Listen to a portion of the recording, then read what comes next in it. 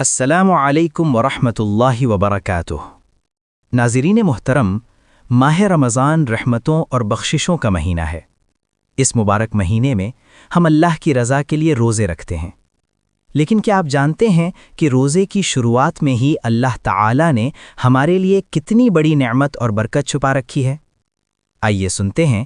ہمارے پیارے آقا رسول اللہ صلی اللہ علیہ وسلم نے ارشاد فرمایا، سحری کھایا کرو کیونکہ سحری میں برکت ہے۔ مفسرین کرام اور شارحین حدیث فرماتے ہیں کہ اس برکت سے مراد دینی اور دنیاوی دونوں فائدے ہیں۔ دنیاوی برکت یہ ہے کہ سحری سے دن بھر روزہ رکھنے کی طاقت ملتی ہے، کمزوری دور ہوتی ہے اور عبادت میں دل لگتا ہے۔ اور دینی برکت یہ ہے کہ سحری کا وقت نزول رحمت اور دعاؤں کی قبولیت کا وقت ہوتا ہے۔ سحری کے بہانے انسان جاگتا ہے اور اسے نماز تہجد ادا کرنے کی سعادت بھی نصیب ہو جاتی ہے۔ علماء اہل سنت فرماتے ہیں کہ سحری کھانا محض پیٹ بھرنا نہیں، بلکہ یہ ایک عظیم سنت اور باعث ثواب عمل ہے۔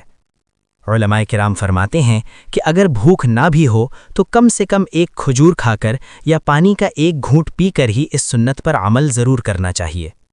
سحری ترک کرنا ہرگز پسندیدہ نہیں، کیونکہ اس سے انسان ایک بہت بڑی برکت اور سنت رسول سے محروم رہ جاتا ہے۔ اللہ پاک ہمیں سنت رسول پر عمل کرنے اور ماہ رمضان کی تمام برکتیں لوٹنے کی توفیق عطا فرمائے۔ آمین۔